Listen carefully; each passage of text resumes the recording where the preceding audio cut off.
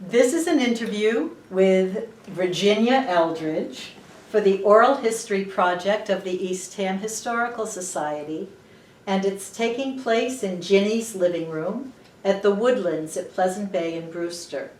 The date is March 10th, 2023, and the interviewers are Rick Lindholm and Marca Daley, also of Eastham. So, Rick. I'm looking at a balloon that says happy birthday. Did Yes. you just have a birthday? March 1st. Oh, okay. That was my grandmother's. Really? Verena. Yes, I was born March 1st, 1929. So I am now 94. And where were you born? East? I was born in Nettie Knowles birthing home next to the Cove Cemetery. I have here all the information about the birthing home and Nellie and all the 62 children Wow. who were born in Eastham during that period of time. Well, now was that usual for the Cape to have a birthing kind of Well, center? Cape Cod Hospital was built in, opened in 1919. But Route 6 going to Hyannis was still a country road with winding curves, the old Indian trails. Right. And consequently, for anybody having a baby on the lower Cape, it was impossible usually to get to the Cape, and they didn't trust it. They didn't trust the Cape Cod Hospital at that time. We had two doctors, Dr. Bell from Wellfleet and Dr. White from Orleans. And so Nettie Knowles used to go out as a midwife to all the residents in that area. In 1924, I believe it was, she, or maybe it was 1922,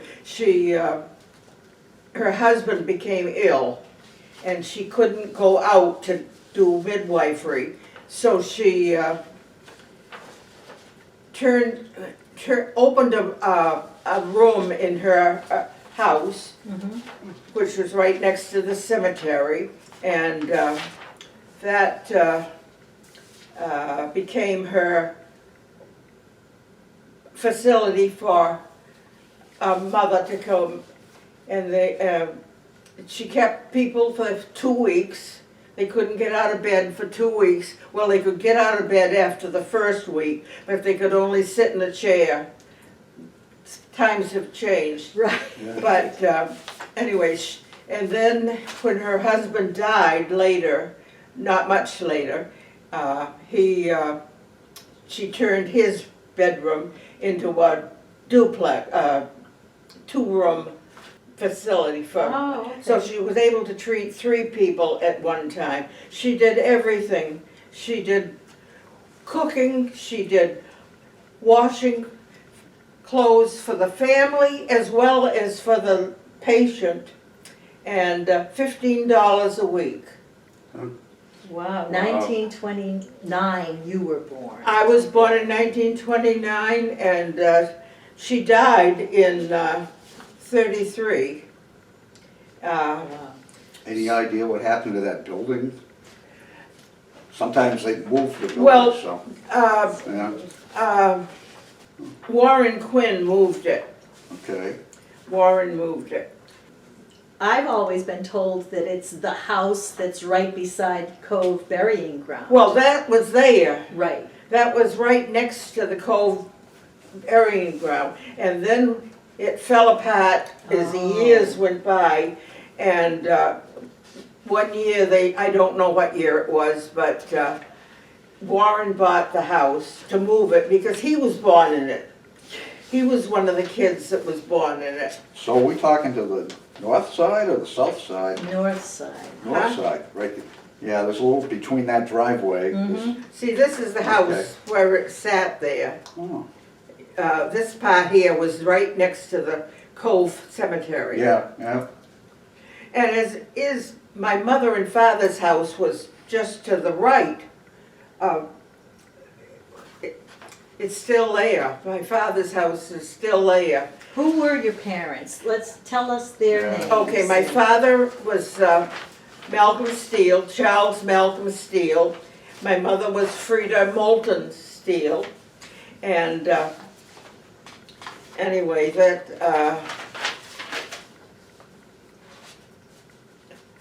my mother had me in something like an hour. Now, if I had gone, my father had tried to take her to Hyannis. I never would have made it because it took about an hour to go from Eastham to Hyannis, Right. maybe longer. So, but yeah, my maiden name was Steele, and my grandfather and grandmother lived in North Eastham. We lived in South Eastham, just on the other side of the. There was a forge there, Oh, and that's long gone. But there were very few houses in Eastham at the time.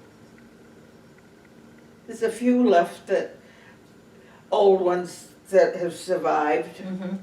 Any idea what the population was in the early 30s? No, I haven't. No.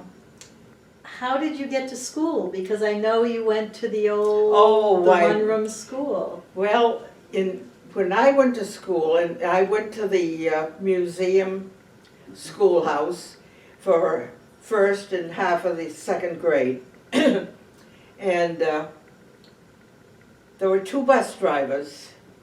William Forrest drove for North Eastham, Mhm.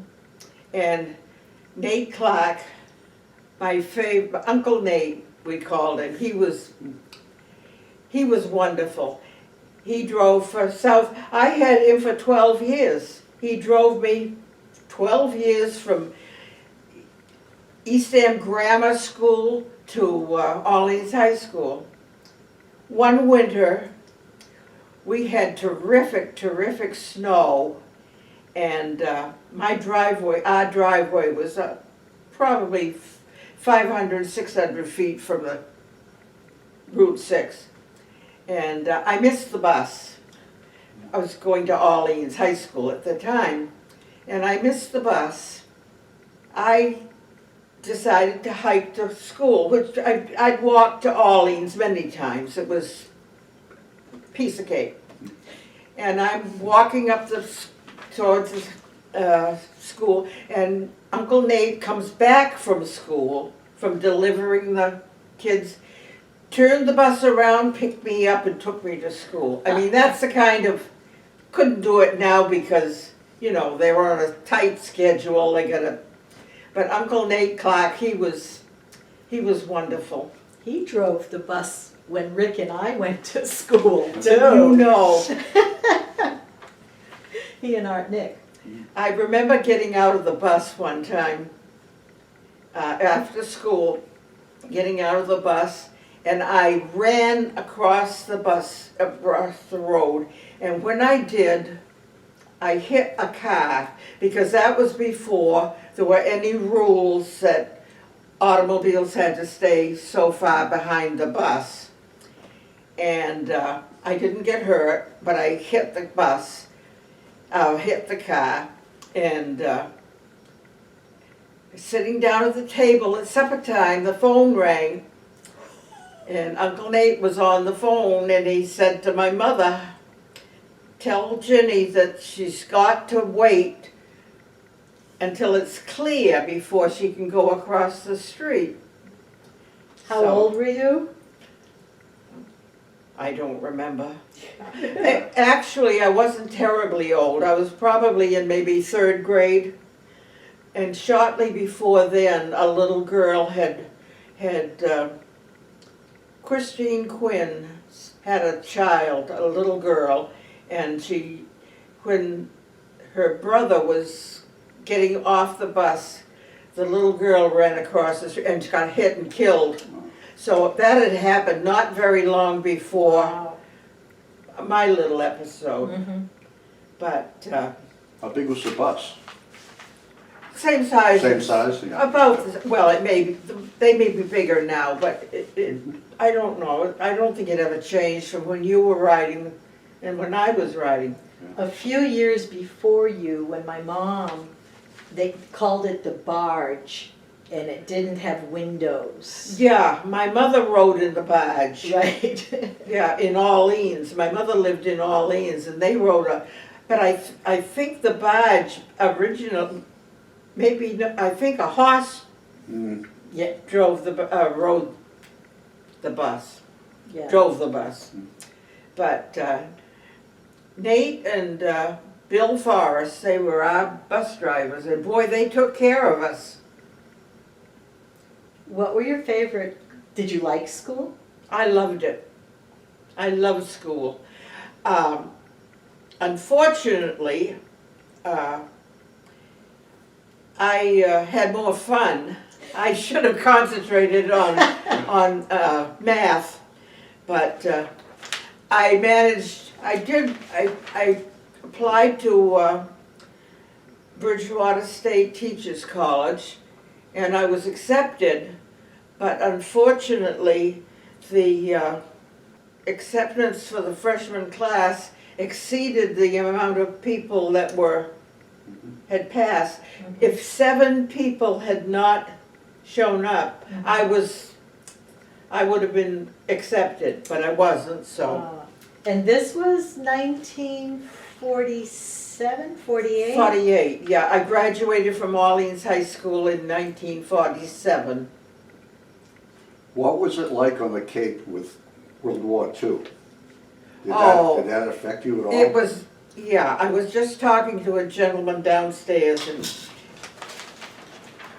that was the time of year when there were very few houses on Route 6. We did have a paved road then, but in my neighborhood, in the neighborhood where the Cove Cemetery is, Yeah. there was a house here, a house there, not very many, and dairy farm right out in the back, you know. We could go out in the morning and stay all day long, and my mother never had to worry about us, you know. Jean Wilcox was a year younger than I, and she lived in the yellow, is it yellow? Yes, The still. yellow house, the Lincoln House. And my friend Irene Eldredge, who I married her husband, her brother, was right down the street. But it was not very many houses. Right, yeah. When the war came, when World War II started, they really activated the life-saving stations on Cape Cod. And the U.S. Coast Guard had young men there, and they walked the beaches. And I thought they were walking the beaches looking for submarines. It wasn't until years later, after I retired, the Methodist Women's Club went to the Chatham Museum. Junior WSCS. But this was the WS. WSCS Yeah. then. We went to the Chatham Museum and saw a big wall with a map of the Cape and pinpricks all along the thing where submarines had shot, torpedoed ships. So what those young men were doing, they were walking to the beach looking for bodies. But we were protected. We didn't know about, I'm sure the parents knew, but we didn't know. But those young men, a lot of them came back and brought their families, and then the Cape gradually increased. And then when John F. Kennedy became president, of course, his father always had property in Hyannis, which, Hyannisport, which they came to all the time before he became famous. But it was just, then the Cape mushroomed, and now there's so many houses there that it's not, and the trees, the trees. When Luther, my husband, and I bought a little house in Northeast Dam, all around me, from Aspinett Road to Oak Road, Mm-hmm. plank, melon fields, asparagus fields. For years, I could go out and cut asparagus. Oh, it was wonderful stuff. Until my sons needed a baseball field. They mowed it all down. But once you cut them down, they don't grow again. You've got to cut them at an angle, and oh, that was so good. But I could sit in my backyard then and look out towards Massasoit Road, and there wasn't a building, there was nothing there, no trees, because it had been the gardens. And you lived closer to Route 6, Yeah, and you could look all the way to Massasoit Yeah. Road. Across from Willie's Gym. Yeah. Cape Cod, 5-cent savings. I put pictures from the past, and I've got pictures of, there's one picture where the Northeast Dam Post Office was, Mhm. and that Ray Scribbins and Laura, they took care of the post office. And my driveway abutted Oh. the post office, and my house was right out in back of it. So it's probably 500 or 600 feet from the highway. Right, yeah. I knew you were set back. Yeah, yeah. But, And you said between your house and Massasoit were lots of gardens. Were they Well, it was- like the it was- Victory Gardens that people? not gardens like house gardens, they were Ah, asparagus fields. okay. Fields. Mhm. Asparagus, and then more to the, I couldn't talk without my hands. More turnip fields to the north of us. Mhm. And that's where Art Nickerson had Sure. his turnip fields. So, One time you mentioned to me a ship during World War II, a ship with 600, was it, nurses? oh, yes, What yes. was that? What was that? Well, during World War II, this I didn't know back then. I didn't know this until I discovered this when I went to the Chatham Museum. A troop ship of 600 nurses, Navy nurses, left Boston, headed for France. And it was torpedoed out here. All were lost. I mean, the number of people that lost their lives out off of Cape Cod Wow. was horrendous. And that's what the young Coast Guardmen were doing. They were patrolling those beaches. Boy. So, Wow. What did your parents do? my father was a barber in Orleans. And he retired, and he and my mother went to Florida, and he died down there, cancer. And then she stayed for a year, and then she came back. She was born in Orleans. She never drove, so she walked everywhere, and she thought nothing of leaving the house in Southeast Dam and walking to Orleans. Right. Wow. She worked in Snows. She worked in Snows for Aaron Snow, who was the first retailer in Orleans. Mhm. by the name of Snow. And Where was your father's barber shop? in Orleans, there was on Main Street where Snow's store is now, there was a, you know where the bike path is? My father's barber shop was right to the right of that, or about where the parking lot is now. Mhm.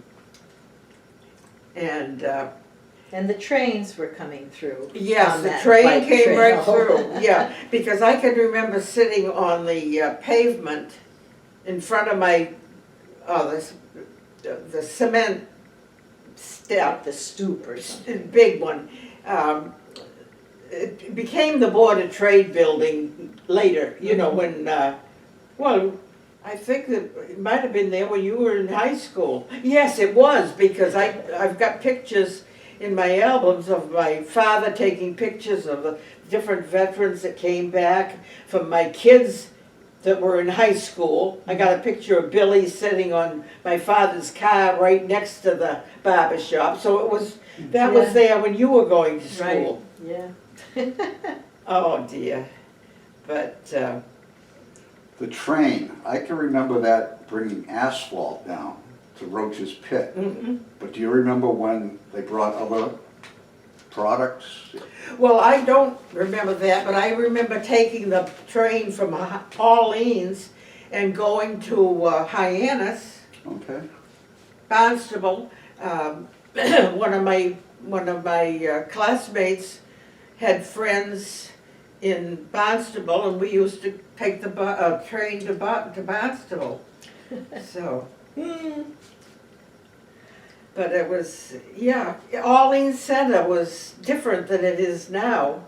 Yes. But my mother worked at Snow's with Aaron, and then she worked for William Snow, Aaron's son, when she was carrying me.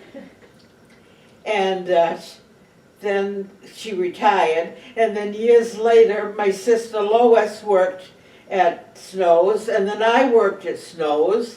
And David, my son, has done carpentry work since Snow. And so, but Snow's is now kind of going by the board, because all the big stores, Staples and are all, that was what you might call an original mom and pop store. Wooden floors that squeaked. When my mother was working at Snow's, they could put a dish on the counter with a note. If we're at lunch, put the money in the dish. Now, that was in the 1920s, before I was born. Right.